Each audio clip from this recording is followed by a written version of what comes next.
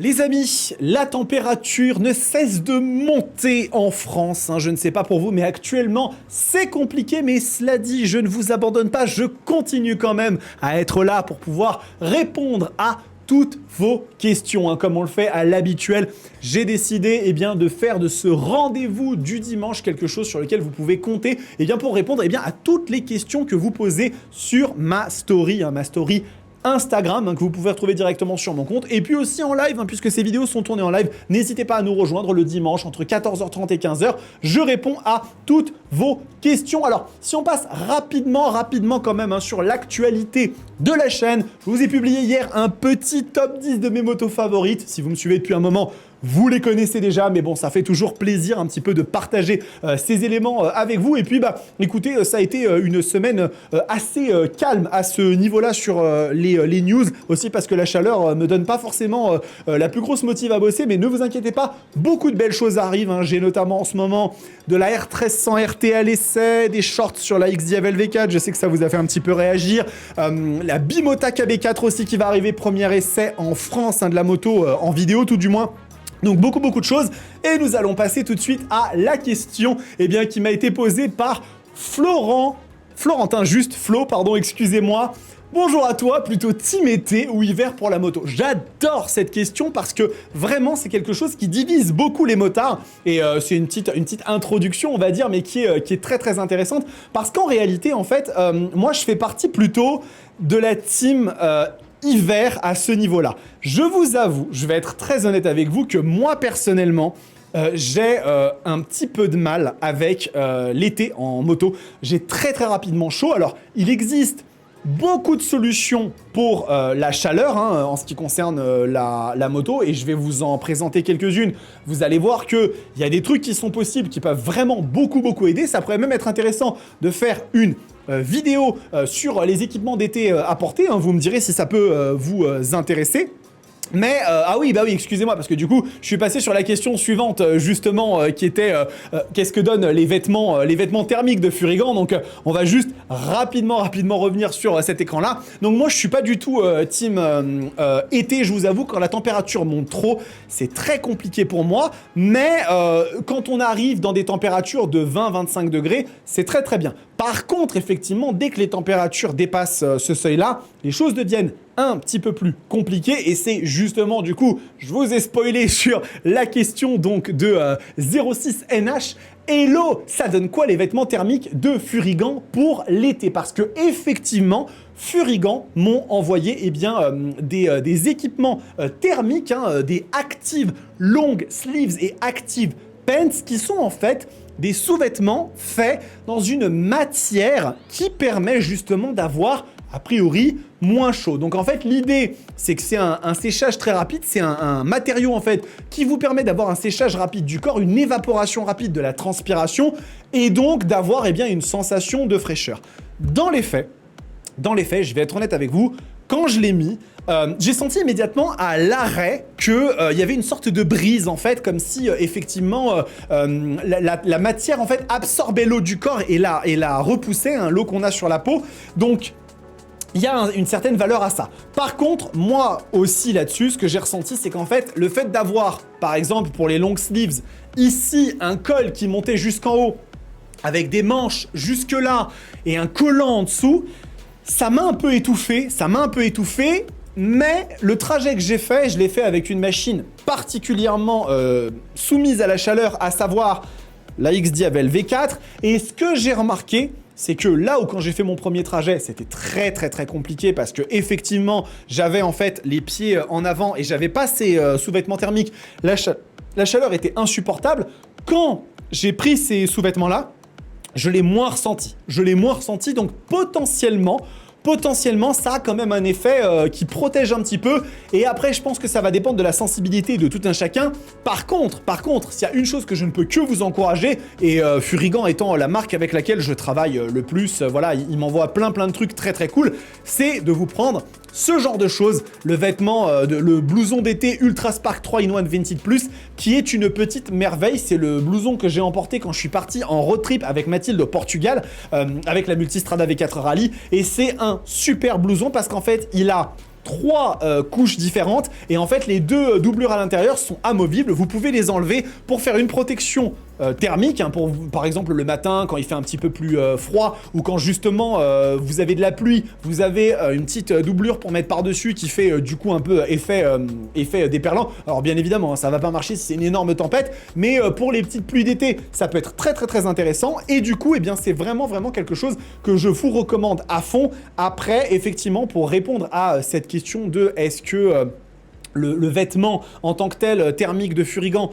est extrêmement efficace, je dirais que ça aide pas mal, mais moi j'ai pas forcément eu le truc de dire ouais c'était vraiment hyper efficace, mais je pense que sur une moto qui chauffe un peu moins, ça peut quand même faire l'affaire. Prochaine question de la part de Yoko Edge Runner qui nous demande des infos officielles sur un Be-King 2.0 car c'est une moto qui mérite un beau remaster.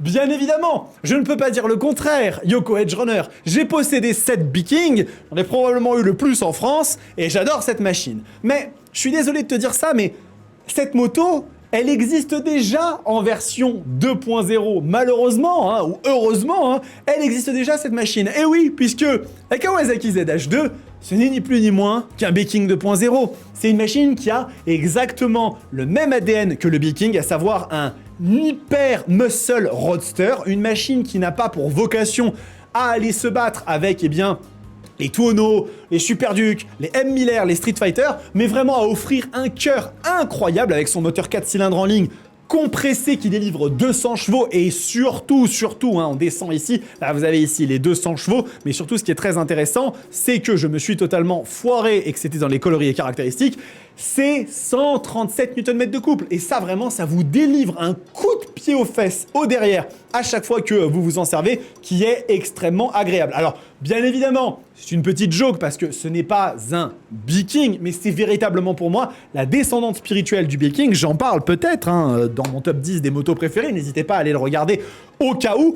Et pour celles et ceux d'entre vous qui ne connaissent pas une machine très particulière qui a existé pendant un temps et qu'on a vu passer et qui avait vraiment enflammé la toile, eh bien il existe en fait un Be-King surpersonnalisé qui avait été réalisé par un préparateur russe de mémoire. Et cette machine, en fait, bah, vous le voyez, hein, c'est le Be-King, hein, avec un pneu arrière surdimensionné, là, vous l'avez. Et vraiment, ce qu'ils ont fait, c'était exceptionnel. J'ai cherché cette moto pendant un temps pour l'acheter parce qu'elle était en vente. Et franchement, si j'avais eu l'argent, je l'aurais prise parce que c'est incroyable. Ils avaient même modifié en mettant à l'intérieur du contrôle de traction et tout. Donc la machine, elle était un petit peu plus voilà, moderne, mais vraiment cette version du Be-King a été exceptionnelle. Mais aujourd'hui, à l'heure actuelle, il n'existe pas de version, on va dire, nouvelle du Be-King prévue. Je rêverais que Suzuki le mette à jour.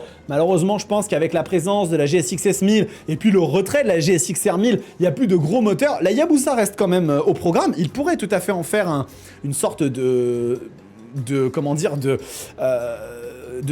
descendante roadster, mais il faudrait qu'il y ait l'intérêt pour le faire, et ça, c'est pas sûr et certain. Prochaine question, et ça va être une petite parenthèse sur justement Triumph. Donc, vous me demandez à quand un essai de la Speed Triple 2025. Eh bien écoutez les amis, je vais être parfaitement honnête avec vous.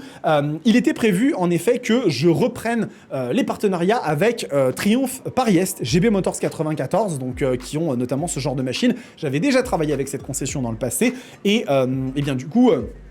j'étais allé les voir et ils étaient partants pour qu'on bosse ensemble. Le problème, c'est que malheureusement, je pense qu'ils sont trop sous l'eau parce que j'ai planifié à 2 reprises de pouvoir prendre la machine et ils me répondent pas, tout simplement. Donc je vais pas aller plus loin que ça, malheureusement. Je ne vais pas travailler avec des gens qui soit ne mettent pas le même niveau de priorité sur notre partenariat. Moi, je me bloque des jours, etc., des week-ends sur lesquels je ne prends pas d'autres machines. Et je vois que manifestement, ça ne sert à rien. Donc, le partenariat tombe à l'eau. Et à l'heure actuelle, je n'ai pas d'autres moyens, on va dire, d'avoir un concessionnaire Triumph qui puisse me prêter des machines. Donc ce que je vais probablement faire, c'est remettre dans les descriptions de mes vidéos un lien vers un Google Sheet avec les machines que j'aimerais tester. Et si vous, vous êtes en Ile-de-France ou vous avez la possibilité de vous déplacer en Ile-de-France et que vous pouvez m'apporter ces machines et me les laisser pendant 3-4 jours pour que je puisse en faire l'essai, j'en serais ravi. Ça pourrait être une nouvelle page de l'histoire de la chaîne qui s'écrirait avec un peu plus d'essais faits en collaboration avec les abonnés de la chaîne. J'adorerais parce que cette moto me fait énormément de l'œil. Triomphe France ne me répondent pas, je leur ai fait un mail pour bosser avec eux, ils ne me répondent pas. Donc à l'heure actuelle, c'est la seule solution que je peux vous proposer. C'est un petit peu dommage, je suis le premier à le regretter parce que effectivement, j'aimerais beaucoup vous proposer Triomphe, mais malheureusement, à l'heure actuelle, eh bien, je n'en ai pas la possibilité. Alors, prochaine question de Mathis Richard. Tu penses quoi de la fiabilité de Triomphe maintenant? Eh oui, puisque justement, on parle de Triomphe, donc c'est justement le bon moment de l'évoquer. Et donc, qu'est-ce que je pense de la fiabilité de Triomphe? Eh bien, je vais être honnête avec vous, je pense que la fiabilité de Triomphe fait partie peut-être des meilleures au niveau des Européens. Je n'ai pour ainsi dire jamais vraiment eu de retour, de problème chez Triomphe. Alors, bien évidemment, comme toute marque, ça va de soi, il y a potentiellement des choses qui peuvent arriver. Mais aujourd'hui, il faut savoir que beaucoup des moteurs chez Triomphe sont déjà très éprouvés, que ce soit le 3 cylindres de la Speed Triple ou celui de la Speed Triple 1200 RS, des machines un petit peu comme les Bonneville, les Scramblers, même les Tiger, qui sont des motos, même la Tiger 800 Sport, c'est finalement le 3 cylindres de la 765 qui a été réalisé. C'est des moteurs qui sont très connus. Les seules machines sur lesquelles je vous dirais qu'il peut y avoir potentiellement des petits soucis de jeunesse, c'est sur les nouvelles Speed 400 parce qu'effectivement c'est un nouveau moulin, c'est un nouveau moteur, les machines sont vraiment très belles. Peut-être que là-dessus, il pourrait y avoir des petits soucis au début de jeunesse, mais franchement pour le coup, je pense vraiment qu'il n'y a pas de gros soucis de fiabilité chez Triomphe. Et puis bon, des motos comme celle-ci, la Rocket 3 Storm, qui prend 182 chevaux et 225 Nm dans un moteur qui fait 2458 cc, bon, la fiabilité sur cette machine, je pense qu'elle doit être littéralement indestructible. Si vous vous posiez la question, pour être un petit peu plus sérieux, est-ce que Triomphe est une marque fiable ? Oui, Triomphe est une marque fiable, je ne vois pas véritablement raison de s'inquiéter, et pour le coup, eh bien, vous aurez tout à fait la sérénité en achetant cette moto. Le réseau est très bien développé, le service après-vente est de très bonne qualité, donc à ce niveau-là, aucun souci à se faire. Dernière question de la journée, les amis, de la part de Valentin Paloz. Quand est-ce que tu reprends un Naya? Et un Naya, bien évidemment, veut dire un Hayabusa. Alors, c'est extrêmement drôle parce que peut-être que certaines et certains d'entre vous n'ont pas suivi l'actualité de la chaîne. Ne vous en faites pas, je suis là pour éclairer votre lanterne.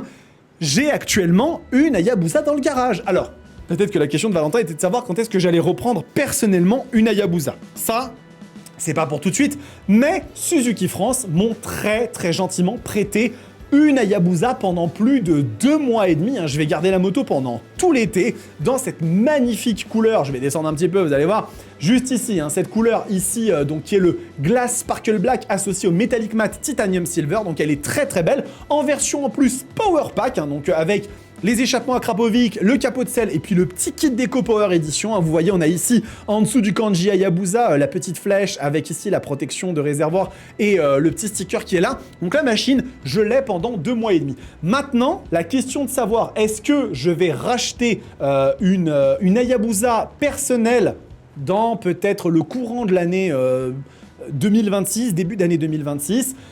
C'est pas sûr du tout encore, je vous avoue. Après être remonté sur la Hayabusa, il y a beaucoup de très beaux souvenirs. J'adore toujours autant cette machine. Mais je vous avoue qu'effectivement, la position pour une moto que je vais emmener chez des concessionnaires et tout, ça me fait quand même me poser des questions. C'est vrai que la moto que m'a donnée Suzuki France, c'est une machine sur laquelle il n'y a aucune modif. Pas de rehausseur de guidon Helibars comme j'en avais sur mon ancienne qui améliorait un peu la position. Mais je commence à le sentir un peu au niveau du dos, au niveau des épaules. C'est pas forcément le truc le plus agréable. Et je vous avoue que pour une machine que je dois rouler au quotidien, pas une seconde ou troisième moto que je pourrais avoir si j'avais beaucoup de sous, c'est pas le cas aujourd'hui. Eh bien, c'est vrai que la Hayabusa me paraît pas forcément idéale. Je vais me faire ma réflexion pendant tout le temps où je vais la voir celle-ci et rouler avec. Peut-être que je vais me réhabituer et ça ira très bien. Sinon, il est possible aussi que je parte sur la Kawasaki ZH2 SE. Je vous avais dit que c'est une moto que j'adorerais voir arriver sur la chaîne. Donc le débat est entre les deux. On verra bien ce que ça donne, mais en tout cas, vous serez bien évidemment les premiers informés. Cette vidéo est terminée, les amis. J'espère que cette petite FAQ vous a plu. N'hésitez pas à me dire ce que vous en avez pensé dans les commentaires. Abonnez-vous à la chaîne si vous aimez le contenu et la petite cloche de notification. Il va y avoir pas mal de trucs très intéressants qui vont arriver dans les prochaines semaines. Vous allez voir qu'il va y avoir des trucs très cool. Et puis, écoutez, en attendant, prenez soin de vous, kiffez vos bécanes. Ciao!